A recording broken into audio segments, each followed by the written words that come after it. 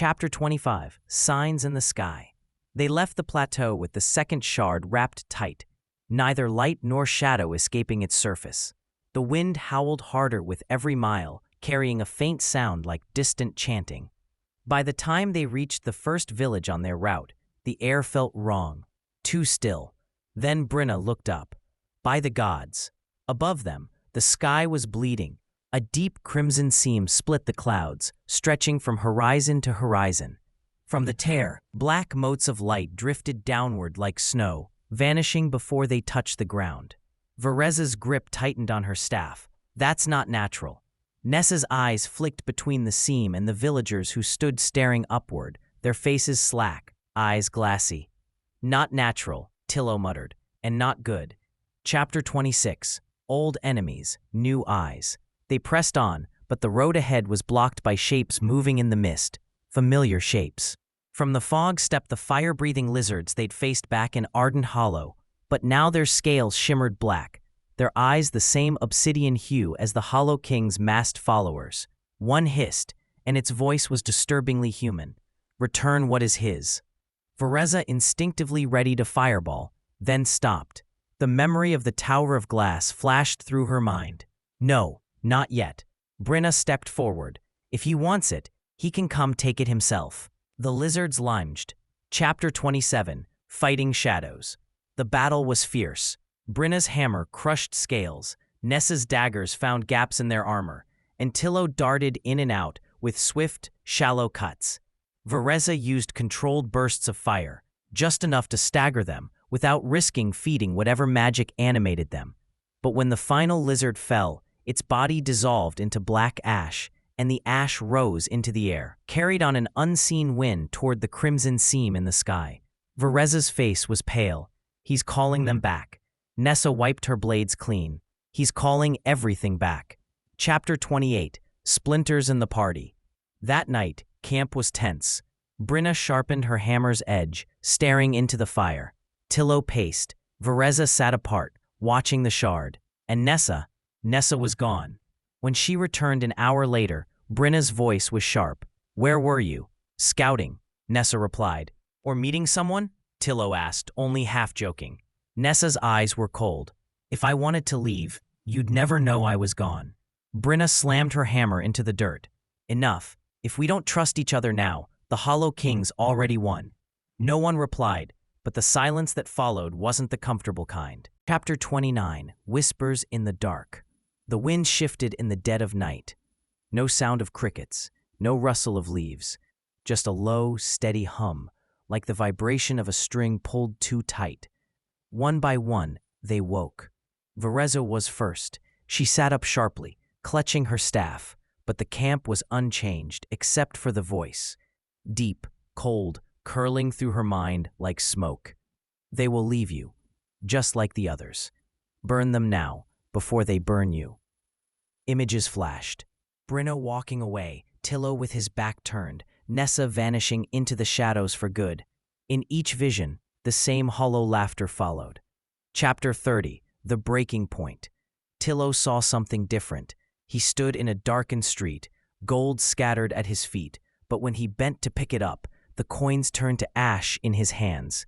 Behind him, the others were dividing the loot without him, their voices low and conspiratorial.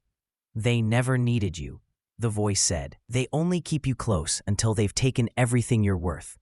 Chapter 31. The Weight of the Hammer. Bryna's dream was quieter, but heavier. She was back in her temple, kneeling before the altar of the good god of beer. But when she reached for the sacred tankard, her god's voice was absent, only silence. Then, slowly, the altar cracked, and from the fissures poured black smoke that whispered, Your god has abandoned you. Your strength is only borrowed, and it's running out. Chapter 32. Nessa's Shadow. Nessa found herself once more in the rain-soaked alley. The body at her feet stirred and looked up at her with the Hollow King's eyes. They know what you did, he said, his voice a perfect blend of accusation and amusement. It's only a matter of time before they turn on you. Why wait? Leave first. Chapter 33. Dawn. When morning came, they didn't speak. Each one kept glancing at the others, too quickly, Too often. The silence felt sharp enough to cut. It was Tillo who finally broke it. Anyone else have weird dreams? No one answered. Verez's fingers twitched toward her staff. Brenna's hand never left her hammer. Nessa's gaze kept sweeping the tree line, but never for long enough to meet anyone's eyes. Above them, the crimson seam in the sky widened. Chapter 34. The Fracture. The road narrowed into a rocky pass, jagged cliffs rising on either side. The perfect place for an ambush, but no one said it aloud. The silence finally broke when Tillo muttered, "You've been disappearing a lot lately, Nessa." Her voice was ice. "Scouting, like I always do. Or making deals with whoever's pulling the strings," he shot back. Brenna stopped in her tracks, glaring at them both. "We've got bigger problems than your paranoia, Tillo." "I'm paranoid?" He pointed at Vereza. "What about her? She's been eyeing us like we're kindling ever since last night." Vereza's tail flicked sharply. "Maybe because I saw exactly how this ends, with all of you walking away and leaving me to burn alone." Brenna slammed her hammer into the ground, the crack echoing off the cliffs. "Enough. We are not enemies." "Could have fooled me," Tillo muttered. Nessa stepped closer, her eyes flashing. "Keep talking, and I might start agreeing with him." The air between them was taut, ready to snap. The attack, when a screech split the air. Shadows poured over the cliffs, twisted, winged creatures with spines like jagged glass. One dived, slamming into Tillo and knocking the breath from him. Another slammed Vereza back against the rocks, claws raking her shoulder. Brenna didn't hesitate. She swung her hammer in a wide arc, knocking two from the air. "On your feet!" Nessa vanished into the chaos, reappearing an instant later to slit the throat of the one pinning Tillo. "I'm not done arguing with you yet," she said, hauling him to his feet. Vereza caught Brenna's eye, just for a heartbeat, and then raised her staff. "Cover me." The paladin moved without question, shield up, taking the brunt of the creature's charge. Tillo darted in and out, cutting their wings. Nessa kept the skies clear above Vereza. The sorcerer's magic flared bright, but this time it wasn't a fireball. It was a sweeping wave of heatless light that seared the shadows from the creatures without setting the cliffs ablaze. When the last one fell, they stood breathing hard in the sudden quiet. Brenna leaned on her hammer. "We can argue later, but we do not survive this without each other." Nessa wiped her daggers clean. "Agreed." Tillo sheathed his blades reluctantly. "Fine, but I still don't trust any of you before coffee." Vereza gave the smallest of smirks. "Trust me after coffee, then." And for the first time in days, the tension eased, just a little. Chapter 35. The Tower That Waits No More. The journey to the fourth tower should have taken 2 days. It took 1. The land itself seemed to be pulling them forward, the wind always at their backs, the road unnaturally clear. It felt less like travel and more like being drawn. By nightfall, they reached a barren plain. No grass, no stone, just a blackened surface that looked almost melted, stretching for miles. And at its center stood the fourth tower, or what was left of it. Half the structure had crumbled, its jagged remains reaching toward the sky like broken teeth. From the ruin rose a column of swirling crimson and shadow, twisting upward into the widening seam in the clouds above. Brenna's voice was low, tight. "He's not waiting for us anymore." The Hollow King's presence. The ground trembled underfoot, and a voice, deep enough to rattle their bones, rolled across the plain.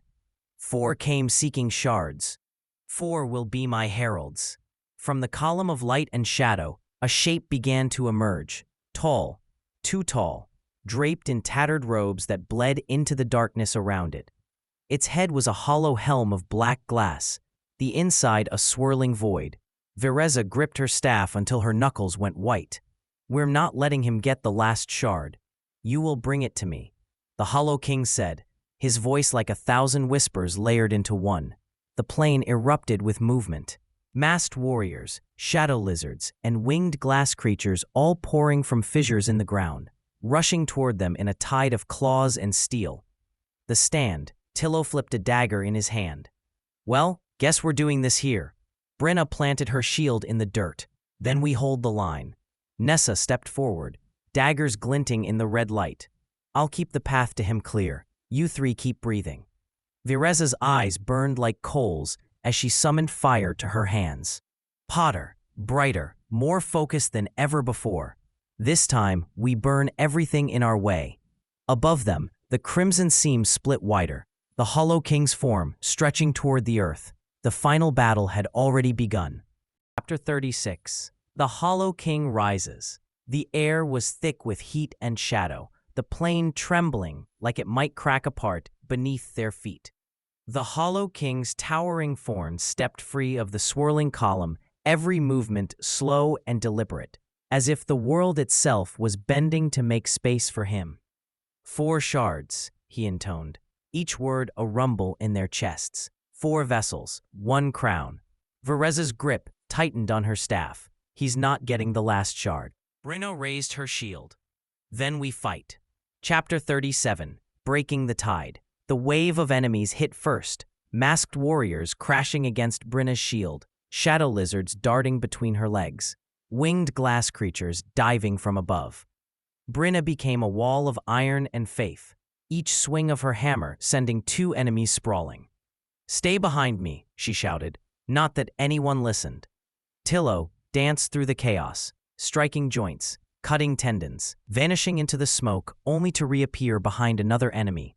"You're welcome," he called out every time he saved someone's back. Nessa was a blur, never where the enemy thought she'd be. Each dagger strike precise enough to shatter the glass masks in a single blow. Chapter 38. Fire against the void. Vireza unleashed fire in sharp, controlled bursts, each one a spear instead of a storm, punching through the enemy ranks without feeding the Hollow King's strange magic. But when she finally turned her flames toward him, they fizzled, swallowed by the black void inside his helm. The Hollow King stepped closer. "Your fire was always mine." For a heartbeat, she faltered. Then Brenna's voice cut through the noise. "We're with you." It was enough. Vireza shifted, pulling lightning from the sky instead of fire, the bolt striking the king's chest with a crack that echoed for miles. His form staggered, shadows rippling. Chapter 39. The Shards. Call. The 2 shards they carried, light and shadow, burst from Vireza's satchel, spinning in the air. From the ruins of the tower, a 3rd shard rose to join them, the 3 locking into place like pieces of a crown. The Hollow King's voice boomed. "1 more, and I will be whole." "That's not happening," Nessa growled, leaping onto a fallen column and hurling both daggers at the shards. The blades struck, cracks spiderwebbing across their surfaces. The king roared. A sound like stone splitting under ice. Chapter 40. The Choice. The cracks widened, light pouring from them, but so did shadow. Brenna stepped forward, shield raised against the glare. "If we break them all, we end him here." But she looked back at the others. The shard's power could be used to rebuild, to protect. Tillo spat blood, glaring at the king, or to corrupt, if anyone else gets their hands on them. Vireza's voice was firm. "We destroy them. No more kings." Nessa said nothing, but she moved beside Vireza, ready to strike. Chapter 41. Crown of Ash. Together, they attacked. Brenna's hammer smashed the 1st shard apart in a burst of blinding light. Tillo's daggers shattered the 2nd, its shadow screaming as it died. Vireza and Nessa struck the 3rd at the same time, fire and steel tearing it into nothing. The Hollow King staggered, cracks racing across his form. "Without the shards, there is no balance." "Good," Vireza said. "We're done with balance." With one final swing, Brenna's hammer caved in the helm. The Hollow King exploded into ash and shadow, carried away on a wind that didn't belong to this world. Chapter 42. After the storm, silence fell. The crimson seam in the sky sealed shut, leaving only clouds, normal clouds, above them. The plain beneath their feet was still black, but no longer burned with unnatural heat. Tillo leaned on his knees, panting. "Well, that wasn't so bad," Brenna snorted. "You've got blood in your hair." Nessa cleaned her daggers without a word. Vireza watched the spot where the Hollow King had stood, her tail flicking once. Fireball wouldn't have solved this one. Tillo grinned. "Don't worry, there's always next time." They started walking, their path uncertain, but together. And for now, that was enough.